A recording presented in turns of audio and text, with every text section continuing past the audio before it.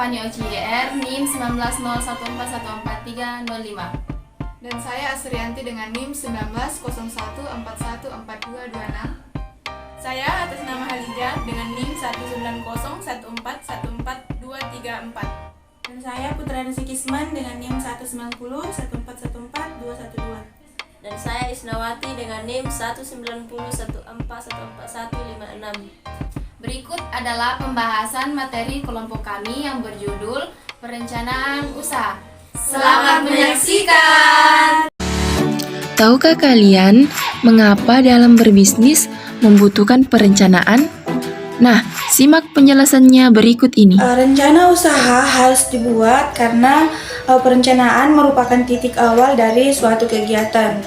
Rencana usaha harus tertulis sehingga dapat dijadikan sebagai rujukan dan pedoman untuk menjaga agar kegiatan bisnis terarah. Ada beberapa alasan penting mengapa orang harus menyusun perencanaan usaha untuk menunjukkan bahwa bisnis ini layak dan menguntungkan. Terus yang kedua itu mendapatkan pembiayaan bank. Ketiga untuk mendapatkan dana investasi.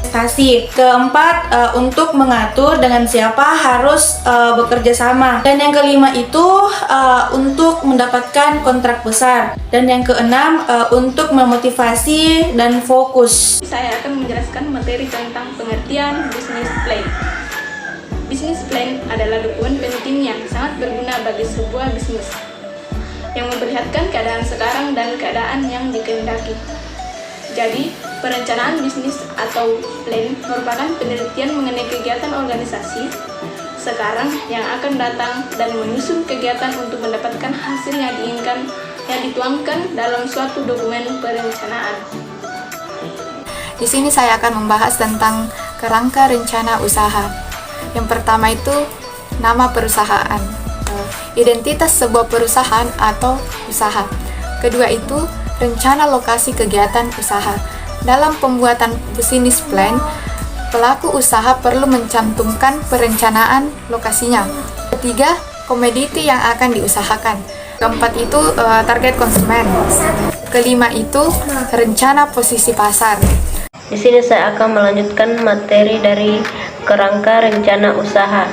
Yang keenam yaitu partner bekerja sama dan perencanaan organisasi. Hal ini bertujuan agar tugas dan tanggung jawab masing-masing orang jelas serta tidak ada ketimpangan maupun konflik tanggung jawab di masa depan.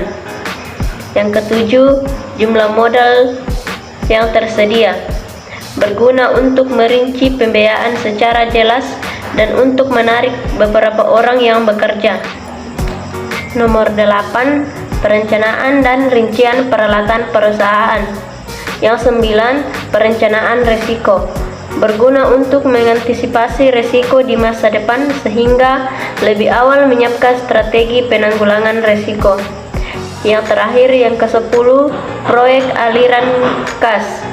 Berisi tentang data penelitian pasar, surat-surat kontrak dan dokumen perjanjian, dan daftar harga di pemasok, termasuk bahan baku dan barang lainnya. Selanjutnya kita akan membahas tentang bentuk formal business plan. Nah, apa saja bentuk formal dari business plan? Berikut pembahasannya. Yang pertama yaitu latar belakang.